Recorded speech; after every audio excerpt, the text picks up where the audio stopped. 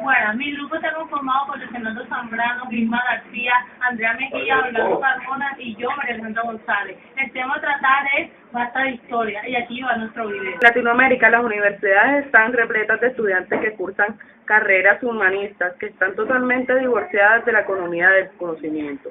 Hay demasiados estudiantes cursando carreras de Derecho, Psicología, Sociología, Filosofía e Historia, y pocos estudiando Ciencias y Ingeniería. Actualmente, 57% de los estudiantes de la región cursan carreras de Ciencias Sociales, mientras que el 16% cursa carreras de Ingeniería y Tecnología.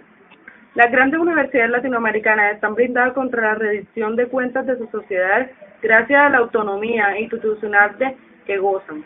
Son las becas sagradas de América Latina. Las universidades no son tan buenas como deberían ser, pero son mejores que hace 10 años. Mientras los asiáticos están guiados por el pragmatismo y obsesionados con el futuro, los latinoamericanos estamos guiados por la ideología y obsesionados con el pasado. La obsesión de los asiáticos está como volverse más competitivos, ganar posiciones en la economía mundial, reducir la pobreza y elevar el nivel de vida de sus poblaciones. América Latina está ocurriendo exactamente lo contrario, se vive con una idea de lo que vivimos están guiados por los muertos.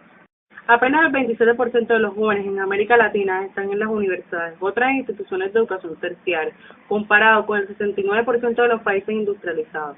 Solo el 20% de los jóvenes brasileños, el 24% mexicanos, 25% colombianos, 31% de los peruanos, 40% de los venezolanos, 42% de los chilenos y 60% de los argentinos se inscriben. ¿Por qué tampoco llegan a la universidad?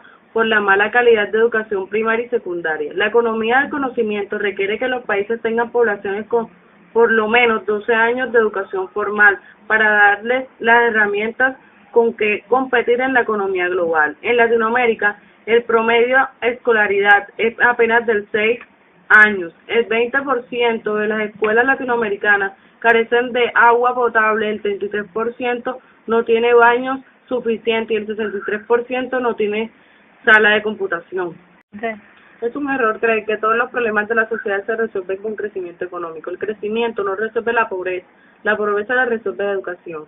En Latinoamérica se tiene de costumbre que no existe en los países desarrollados. Se hace repetir el grado de los alumnos con bajo rendimiento. Cuando la educación no funciona, los principales beneficiarios del crecimiento económico son los trabajadores calificados y la desigualdad crece. Tras terminar la escuela secundaria y rendir su examen de egreso, un 30% entra a las universidades, un 40% al Instituto Politécnico, un 25% a los institutos de educación técnica, que son las escuelas vocacionales. El 5% abandona sus estudios e ingresa directamente al mercado laboral.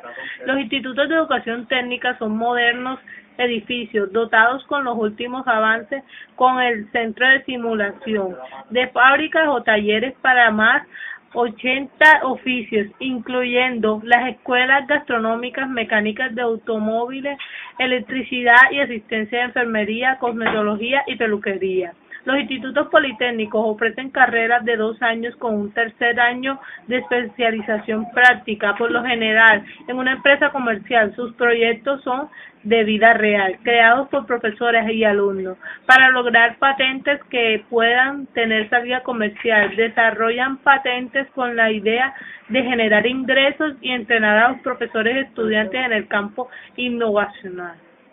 La Universidad Nacional de Singapur, el 50% de sus profesores son extranjeros y casi 50% son nacidos en otros países neutralizados. Tiene 66 programas con universidades extranjeras. El 50% de los estudiantes realizan parte de sus estudios o por lo menos visitas académicas en el extranjero. Tiene muchos más estudiantes de ingeniería y ciencia que de derecho y ciencias sociales. Aunque la universidad es estatal, no es gratuita, los estudiantes deben pagar $5,000 anuales. Agencia de Innovación, 800 patentes registrados, conocido como ASTAC. Esta agencia depende del Ministerio de Comercio Industrial, lo cual asegura que se concentre en proyectos de alto rendimiento comercial, cuando en México se hacen muchas investigaciones básicas que hay muchas veces no tienen una aplicación práctica. Aquí se trata muy cerca con las industrias para inventar cosas que puedan ser aplicadas en productos concretos. India, a primera vista de impresión, se ve que está increíblemente pobre, sin muestra de visibles progresos. El tráfico es un caos, su edificación muy vieja, se ve miles de personas durmiendo a la intemperie, entre otras, pero las primeras impresiones suelen ser engañosas. Se ha pronosticado que en la India será la tercera potencia mundial en el 2020, después de Estados Unidos y China. El crecimiento económico de los últimos años ha promediado el 8,8% anual, el doble de Latinoamérica, y el país ha sacado de pobreza a más de 100 millones de personas en los últimos 15 años. Pero esta tiene una enorme población de ingenieros, técnicos y científicos sumamente preparados que hablan inglés. China, en el 2009 había 4 escuelas de negocios asiáticas entre las mejores 25 del mundo. Tiene 126 escuelas de negocios autorizadas por los ministerios de educación para dar maestría en administración de empresas, incluidas en unas 35 escuelas de negocios de Estados Unidos y Europa, que están graduadas casi 20.000 nuevos gerentes por año. China está creciendo con nuevas élites de emprendedores. La nueva clase capitalista, China será capaz de ser competitiva. Después de la revolución cultural del Mao, el gobierno chino comenzó a implementar unas estrategias de 3 puntas: estimular las investigaciones extranjeras para atraer tecnología internacional y capital humano, estimular a que los mejores estudiantes del país hicieran sus licencias y maestrías en el extranjero, e invitar a las universidades extranjeras a establecer en China. Uruguay y Perú. El presidente uruguayo Tabaré Márquez expuso la propuesta de que tanto estudiantes como maestros obtendrían una computadora, siendo esto un tema de gran importancia tanto para los maestros como para el gobierno, ya que el ingreso de estos menores de edad a las redes ocasionaría o impulsaría a que los estudiantes frecuentaran páginas no permitidas como pornografía y programas no deseados. Por otro lado, se quejan por la gran mayor inversión en máquinas, ya que están siendo desatentos con la capacitación de los docentes. Perú, el presidente Alan García creó un fondo especial para estudiantes para la compra de computadores. Al igual que a los maestros, se les entregó una beca de $150 para que ellos mismos compraran sus propios equipos. El gobierno peruano hizo entrega de una cierta cantidad de computadores. Estamos hablando de 44.000 computadoras a los pueblos más necesitados y humildes, donde el porcentaje de utilidad es del 3%, ya que tienen decadencia en el acceso de Internet. México. El nivel educativo es preocupante, ya que la educación por parte de los maestros es insuficiente, ya que no cuentan con un nivel óptimo de preparación. Aquí, en este país, los estudiantes no cumplen los días requeridos de clase, por eso ocupan los últimos puestos en las pruebas requeridas por su país. Solo el 30% o menos de estudiantes son los que terminan el bachillerato, y el resto, que sería siendo el 40%, no lo terminan por excusas como no les gusta la escuela, no se sienten conformes, etc. La UNAM, Universidad Estatal de casi 300.000 alumnos y 34.000 profesores, ocupa los últimos puestos en los rankings de las 200 mejores universidades del mundo. Solo tiene convenios de posgrado con 8 universidades extranjeras, ninguna de Estados Unidos. El aislamiento internacional se traduce en un pobrísimo desempeño en investigación y desarrollo de nuevas patentes comerciales, una de las grandes fuentes de ingresos de las mejores universidades del mundo y el motor económico de varios países. Ahora se creó un departamento de coordinación de innovación y desarrollo, dedicado exclusivamente a aumentar el número de patentes que puedan tener salida comercial. El problema era que los académicos de la UNAM ven el desarrollo comercial como algo ajeno, indigno de su condición de intelectuales. La gran mayoría de los 15.000 patentes por año en México son solicitadas por empresas o particulares extranjeros. Las pocas solicitadas mexicanas corresponden en su mayoría al Tecnológico de Monterrey.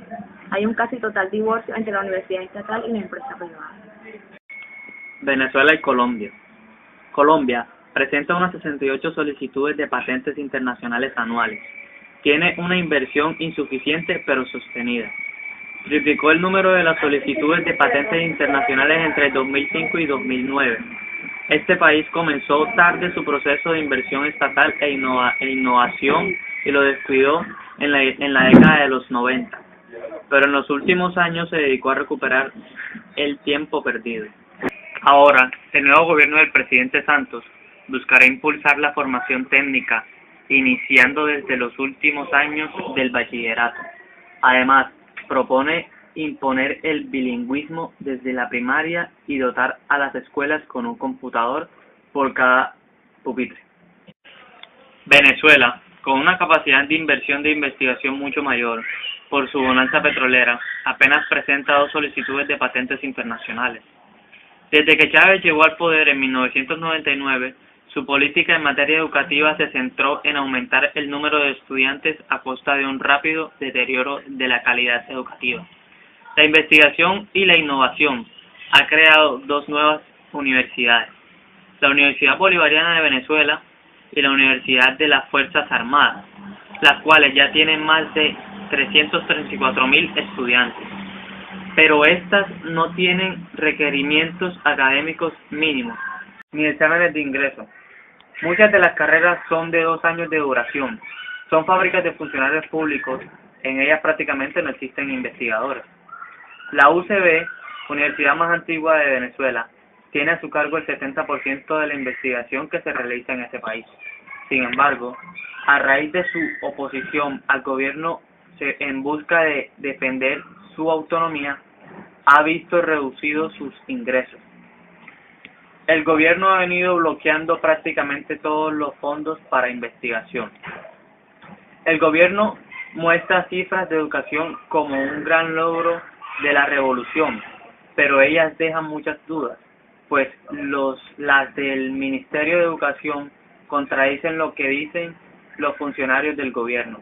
Además, Venezuela no se presenta a ninguno de los exámenes de evaluación internacionales, por lo cual es difícil ver la realidad.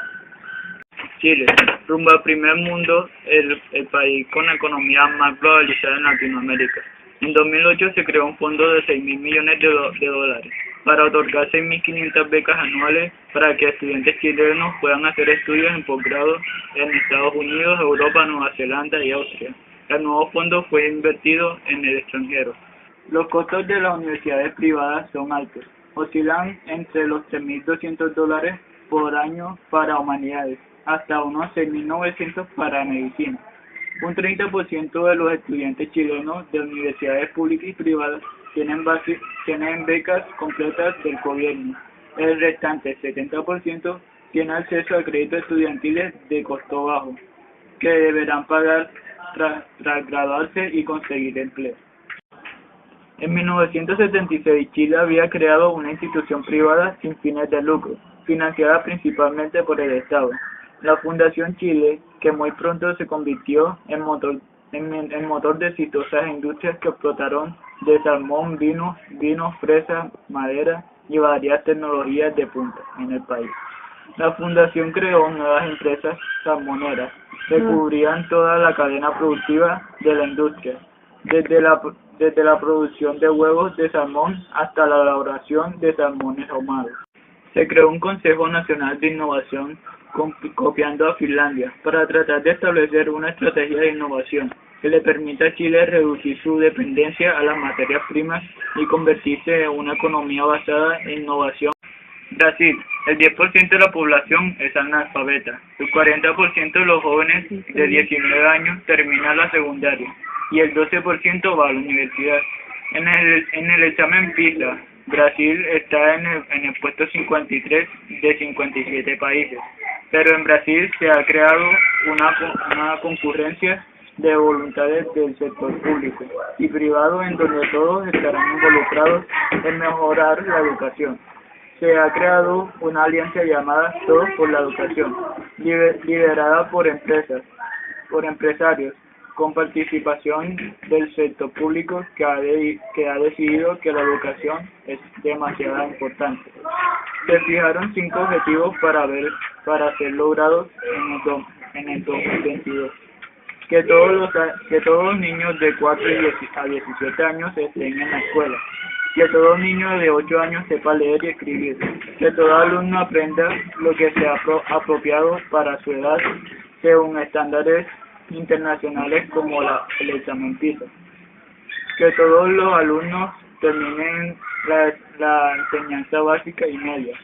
Que la inversión en educación básica sea garantizada por el Estado.